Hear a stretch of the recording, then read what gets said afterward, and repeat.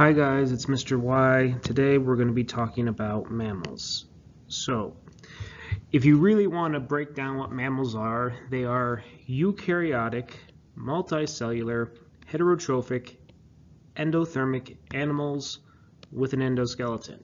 And you should by now know what each of these terms means. So make sure if you don't understand what each term means, eukaryotic, multicellular, heterotrophic, endothermic, and endoskeleton, that you go back and look at some of our previous lectures where we talked about each of these terms for different other groups. Remember to contrast the idea that mammals are endothermic compared to amphibians and reptiles, which we talked about last time, which are ectothermic. So endothermic specifically means inside heat.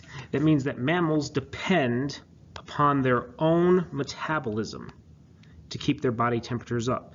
So this means that mammals do have the capacity to die relatively easily from what we call exposure. That is to say, if they don't eat enough, they can die from not being able to maintain a constant body temperature. So the metabolism tends to be very fast compared to other groups of animals. So they have to keep their body temperature stable, meaning they have to eat a lot more often than ectotherms, things like amphibians and reptiles. So the amount of time that mammals spend eating is more on the matter of days and hours compared to weeks or months in some cases compared to reptiles and amphibians. And I showed you this graph in the last lecture when we talked about amphibians and reptiles, where this red line here is the graph for ectotherms, and this other line is for endotherms. And again, mammals are endotherms. Our body temperatures tend to vary a little bit every day, but not all that much. Whereas ectotherms, they rely on the environment to be their source of heat for their body temperature.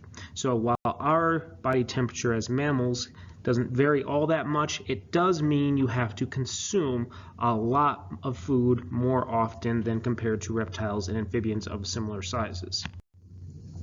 So the size of the mammal also determines how easy it is to maintain a stable body temperature. Again, if you can't maintain a stable body temperature, you run the risk of death. Now, if you take an animal like an elephant, the largest land mammal, it can maintain a 90 to 100 degree Fahrenheit body temperature much easier than something like a shrew can. This is a shrew right here. It is smaller than even a mouse. It is the smallest mammal, in fact.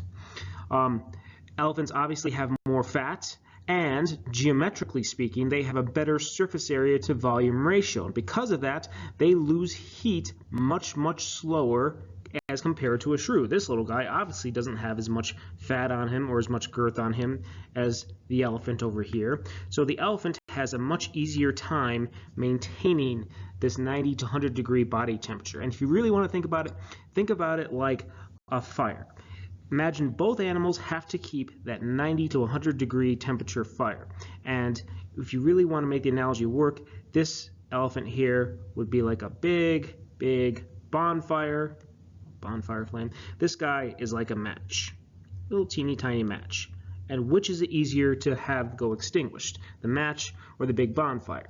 Obviously the match. So oftentimes little mammals like shrews, bats, mice, they can die very easily if they don't eat on a regular basis, whereas things like elephants, they can go for longer periods of time just based on the fact that they have more fat and based upon the size of their bodies.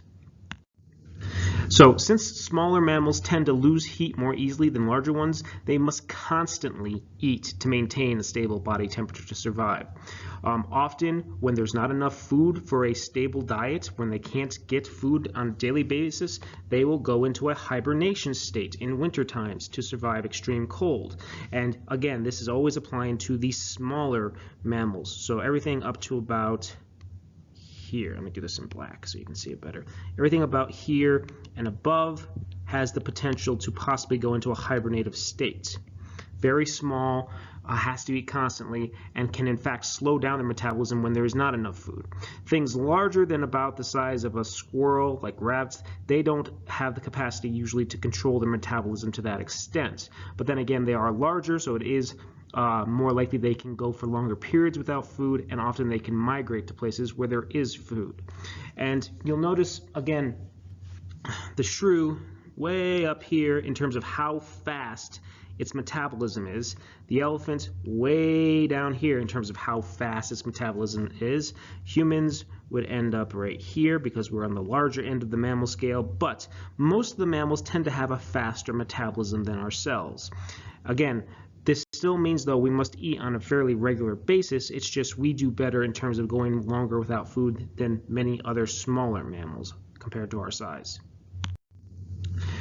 Other major adaptations of mammals, the first and most obvious one, fur or hair, whichever way you want to call it, it's the same thing. Most mammals have hair, not all of them, but most do, and it has many different possible functions. The first and most important of which is insulation. If you're going to have a constant body temperature, you have to be able to deal with cold. So one way to deal with that, besides using fat, is to have another layer on the outside of your skin that actually helps to keep the cold at bay, to keep the heat closer to your skin. So insulation from fur is a must for anything that lives in Arctic temperatures that's not a marine mammal. Marine mammals have an additional layer of fat that works very much like fur does. It's fat on the inside of the skin. Camouflage, like with this tiger here, is another way mammals have adapted fur to help them to either hide from predators or to become more efficient predators. Of course, things like tigers and polar bears would be examples of very efficient predators that have used camouflage for the offensive capabilities. Defensive measures, if you look at this guy here, the porcupine and echidnas, if you know what an echidna is. If not, you can take a quick Google search of an echidna. They look very similar to porcupines, but not quite as aggressive. But these guys have taken the hair and they have modified it to a very, very tough, strong point.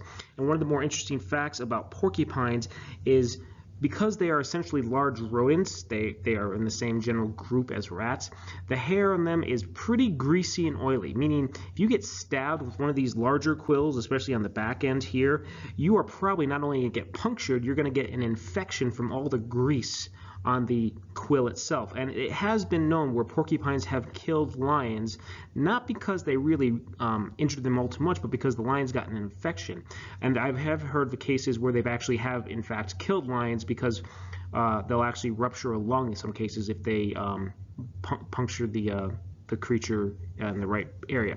Another interesting thing about porcupines, especially these African porcupines, they are highly aggressive. They will not run away from predators. They'll actually run towards predators backwards, and the predators that are smart know to stay away because they know what will happen if they don't get out of the porcupine's way. So defensive capabilities for hair as well.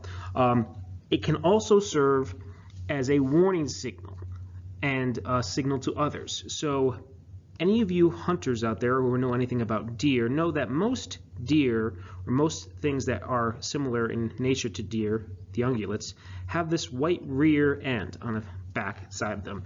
And what we found is that these guys will actually flash the white of their rear end towards predators once they notice the predators. It's kind of a way to tell the predator, I've seen you and there's no way you can catch me. And most of the time, the predator knows to give up because he or she, whatever the predator is, has been spotted. So it's a signal to the predators that, no, I've seen where you are, you're not going to get a surprise jump at me. And these guys can run very fast and outrun most predators that would ever make an attempt from that far away. Another way you see this used for defense is with, of course, the skunk. These are warning signs. It's meant to stand out so that predators know to keep away. Otherwise, of course, the skunk has its own defensive mechanisms to keep away those who are intrusive upon it. An additional use of fur is with touch. Whiskers, especially on many mammals, work for touch, especially in the dark. If you talk about cats, for instance, like the tiger here, in the dark, the way they know they can fit through an area is if they can fit their head and the whiskers clear. So if they know their whiskers clear without touching anything, they know the rest of their whole body will clear. The same is true for weasels, and most cases wolves as well in some cases. But anything that crawls or goes through the ground will typically have whiskers, especially even those that run at night. On humans, our arm hair is actually thought to be more of a defensive mechanism against insects, because insects tend to transmit disease. So we don't have the sense of touch really capable on our arms to tell when an insect lands on us unless it moves the hair on our arms. Once it moves the hair, we feel it. But if it just lands there, it's too small, it's too light, and then there's the potential that it bites you, and then suddenly you potentially have a disease. But if you add a layer of hair there, just enough so that you can tell when something lands on your arm, you immediately know the insect's there and can swat it away. That's what makes it advantageous to still have a little bit of arm hair on the human body. All right, another way mammals have adapted in a great sense compared to reptiles and amphibians is the diversification of glands. Now, amphibians and reptiles do have glands, but you don't see the amount of diversity of glands that you would see compared to mammals. So let's clarify what I mean by glands. Glands are just a group of cells that release fluids that affect body chemistry. So there's many different types we're going to go through. Some of these you've heard of. The mammary gland. This is the gland that gives the whole group of mammals its name. The mammary gland is what is responsible for producing milk. So only mammals produce milk. No other creatures produce milk at all. Sweat glands. Mammals have taken the notion of sweat glands and really specialized it. This is to help release H2O, water from the body, and as the water evaporates from the body, that evaporative process helps to stabilize the body temperature from overheating because the evaporation pulls heat away from the skin. The salivary glands. This is to help with the chewing of food and to keep food in the mouth and to also keep the amounts of bacteria that get in through your mouth low because the saliva is actually slightly antibacterial. It's more antibacterial in other mammals than in us, so if you ever heard the old saying that a dog's mouth is typically cleaner than a human's mouth, that's actually true because their saliva has much more antibacterial properties than our own. It is also one of the main reasons why, again, that old notion of licking your wounds is a pretty common notion because the saliva you produce is actually slightly antibacterial. Again, not a medical recommendation, but it does have antibacterial properties. Another gland, the thyroid gland in humans, produces hormones like the estrogen and testosterone you primarily associate with puberty. But again, the thyroid gland tends to be one of those trade-off glands where it does produce the hormones when you need them, but as you get older it tends to be one of those glands that can cause people major issues. So older people tend to have a lot of issues with thyroid glands. So do older mammals. If you have any type of cats as a pet, you'll know that cats can easily get thyroid issues as a whole. That tends to be one of the big things as cats age that tends to come up with them. Then, of course, there's scent and musk glands. These are typically used for territory marking, courtship, and defense. We already talked about the skunk and how it uses its colors for defense, but actually the glands that produce that smell are musk glands near the rear end of the skunk. Territory marking, again, if you know anything about deer, tigers, lions, wolves, any type of dog or canine or cat, they all do types of territory marking. Things like buffalo as well also do territory marking, and oftentimes glands can be used in courtship situations as well. Now, we talked about salivary glands, and one of the other big areas of diversification with mammals compared to reptiles and amphibians is with teeth. Now, unlike the basic reptilian tooth, which we saw in the last PowerPoint, it was just a sharp little cone. Better cone-shaped tooth. Mammals evolved a variety of teeth. Specifically, you could argue 4 different types. So while reptiles stick with the basic sharp tooth, and you could say the same basic thing for like sharks, mammals take the tooth and make it a vastly different set of tools. You have the front teeth, which are called the incisors, right up here. Let's do this part in blue so you can see it right up here. The incisors are for cutting and holding. These are typically used by herbivores for nipping at grasses, omnivores, which will occasionally eat plants as well, and insectivores like bats who will puncture insects with those front teeth. Mice as well will also use the incisors there. Then you have the canine teeth. These are like scissors. They are, draw a little set here.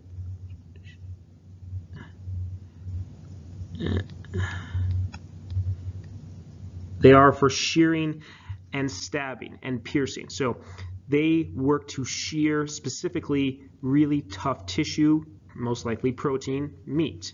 Again, we see these in the omnivores, who occasionally will eat meat, but really developed in the carnivores as well. So shearing, stabbing, piercing, think of the canine teeth like a pair of scissors in some cases, especially when you have one on top and one on bottom. They will shear just like a pair of scissors would cut through meat. Then in the back we have the premolars and the molars. These are the crushers. They will crush hard objects like seeds, and these are primarily the chewing teeth. Things like fruits, grasses, leaves, herbs will all be made into a paste in the mouth thanks to the chewers, the premolars and the molars. And again, we talk about the chewers, that means the herbivores, and the omnivores, those who tend to chew a lot. So premolars are here, here. Sorry, the molars, yeah, molars are there. Premolars are here, again, also flat. Sometimes these are a bit sharp, and then you have the canines right up here. You can see in this picture here, I'm comparing a carnivore on the left and a herbivore on the right, and you're looking at the roof of the mouth. You can see the herbivore has obviously a long row of flat teeth for lots of chewing, and then the carnivore here has very sharp premolars, sharp stabbing canines, and incisors for a bit of grip, and only some rudimentary molars way in the back, not very good for chewing, I should suspect. Whereas an omnivore, like this gorilla skull here, obviously has all four types. You have the incisors in the front, the canines, premolars, and the molars here in the back for occasionally chewing. Now, in reality, there are at least 12 to 13 groups of different types of mammals. I'm not going to make you understand and learn each of the different groups. That's more for college level stuff. But I am going to break down mammals into 3 distinct groups that I do want you to know. But just so I can say I did tell you at some point there are many groups of mammals. Here's all the different groups. We're going to recombine them and break them into just 3 groups to make this whole idea easier. So the first group we're going to talk about is the monotremes. These are the egg-laying mammals, and there are in fact mammals that lay eggs. Not all mammals give birth to live young. There are only 3 species of monotremes, and they all live in either Australia or New Zealand. So that's the only place you find them in the world. The first, the duck-billed platypus, this guy right here. And the other 2 varieties of this guy. This is an echidna. You can see how it has modified its hair to look like spines of a porcupine.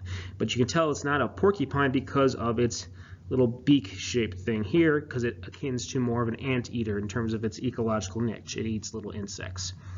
Now, both types of these animals, and again, there's 2 types of echidnas, so all 3 types of these animals will in fact lay eggs. The eggs are really, really, really small. You can see a picture of one here. And when the young are born, they are really, really, really small. If you look really close, you can see this guy is actually hatched, and that's how small the young are. They are highly underdeveloped compared to what we would consider to be a full birth creature. So really underdeveloped compared to other mammals. And when they're born, the parents will actually secrete milk on the hair of their torso. They don't have what we would call true nipples. And so the young will feed on the milk, will nurse on the milk for several weeks before being fully developed. So they're really, really easy targets when they're young, and thus there's not too many of them. But keep in mind, laying eggs is a way to make sure that mobility for the parent is not an issue when you're in the breeding season. So keep in mind, the young will be hatched, but they will still have to nurse for several weeks before being considered fully developed. The second group, the marsupials. Now, marsupials should sound familiar to some of you. These are the pouched mammals, things like kangaroos, koalas, wombats, possums. There's several other examples. Most live on the island of Australia. There are a few in North America and South America as well, and I believe a few on a couple of islands off of Africa, but they're not too widespread. The young are still born very, very early after only 4 or 5 weeks of development. In other words, after about a month and a week, give or take. And then they will move to the pouch area. The pouch is not the same thing as the womb. The pouch area is exposed in some cases to the outer environments, but it's also where marsupials keep their nipples for producing and distributing milk to the young. And so the young will actually nurse for many, many weeks until development is complete. And it depends upon the size of the body to determine how long it takes for development to be complete. As I said, most are found in Australia, New Zealand. You can find 1 or 2 in South America, the only one in North America is the possum, and I think there's a few off a few islands in Africa, but I'm not confident in that. As you can see here, this little possum is attached to the nipple inside the pouch, and again, the pouch is a nice protective way of making sure the baby has a place that's secure, but it's also portable, so the mother can go wherever she wants while the young is still safe inside and developing. Now, one quick side note, I want to make sure I mention the fact that if you actually compare the ecosystems of a place like Australia to to another continent like, say, America, you can find marsupial mammals, which are these guys here on the left-hand side, and what we call eutherian mammals or regular placental mammals. They occupy similar niches and they tend to have similar body size. So this is actually an example of kind of a convergence of evolution, where the same ecological niche that the Platinum takes up is the same ecological niche in America that the deer mouse takes up. And whereas Tasmania, you have the Tasmanian devil, and in North America, you have the wolverine. So you do see examples between these two groups of convergent evolution. That is to say, convergence towards similar solutions based upon the ecological niche, the environment that the organism possesses.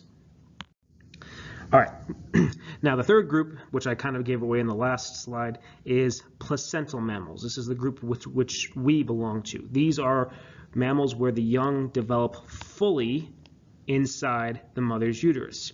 They are able to do this for a lot longer. They are able to develop inside the mother's uterus thanks to an organ called the placenta. The placenta is what allows the baby to get oxygen and food and get rid of waste and carbon dioxide. So the placenta means that the baby can develop inside the mother's body for a much, much, much longer period of time. Neither marsupials nor monotremes have placentas. So the length of time between when the egg is fertilized with sperm and the full development, the birthing process, is called the gestation period. And the gestation period, or the gestation length, is often connected to the baby size. So different species will have different gestation periods. So typically though, the smaller the size, the shorter the gestation period. So if you'll remember shrews and mice, they can have a gestation period as short as about 17 days. Essentially, they can be pregnant for a little over 2 weeks, so 2 weeks and 3 days, and then give birth. And then they can get pregnant again and be pregnant for 2 weeks and 3 days and then give birth again. So they have a very short gestation period, but the bigger the baby, the bigger the species, the body size you're developing in your womb, typically the longer the gestation period takes. Obviously with humans, it's about 9 months. We're pretty much on the far end here. As I said, we're on the bigger body size in terms of mammals. But you get to something like whales and elephants. Well, whales, they have a gestation length of 18 months. Elephants, even longer, a gestation length of 25 months. So if you're a mother elephant, when you get pregnant, you are essentially pregnant for 2 years and a month. That's a long time to be pregnant. And if you think about it, this makes sense. As I said, the bigger the babies, the longer it takes for them to develop. And oftentimes, the bigger the babies, the less likely you are to have siblings. Not always, but just the less likely you are. It's very, very rare to ever see a case of elephants or whales produce twins. It's almost unheard of, where everybody survives okay too. So if you think about it, you'll also understand why whales, who are bigger than elephants, why they have a shorter gestation month than elephants. Because if you think about it, where do whales live compared to where elephants live? And what must whales be able to do compared to what elephants must be able to do when they're both born? So if you think about it, you should understand why elephants have a longer gestation period than even whales. Now, mammals generally also have higher levels of parental care than something like reptiles or amphibians. Again, it could be connected to the length of development and the baby size as well. So in general, the bigger the baby and the longer it takes for the baby to develop, the longer the parental care goes on. It's not always a direct correlation though, but in general, bigger babies need longer term parental care. And this also relates to learning capacities. So if the species you're talking about has high learning capacities, it may take longer for full development to occur. In some species, it may take on the order of years.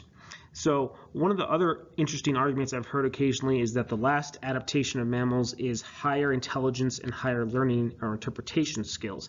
And this is actually still a debated topic.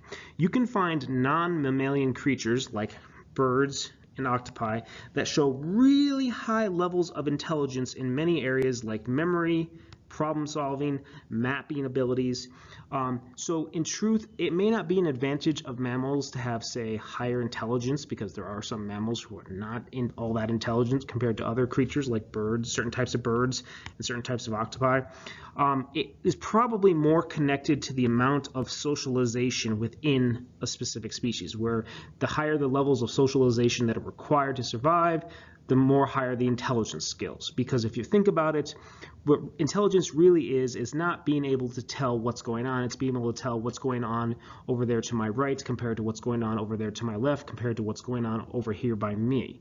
So socialization demands higher intelligence. And so if you're talking about a species that has high levels of socialization, you tend to get higher intelligence. Things like dolphins, elephants, octopi, and certain types of birds all have very high levels of socialization in some cases, and especially if they're omnivores, if they have to eat many types of food, they have to be able to tell, is this a type of food I can eat? Is this type of food I can't eat? And they have to be able to learn new skills to getting varieties of food.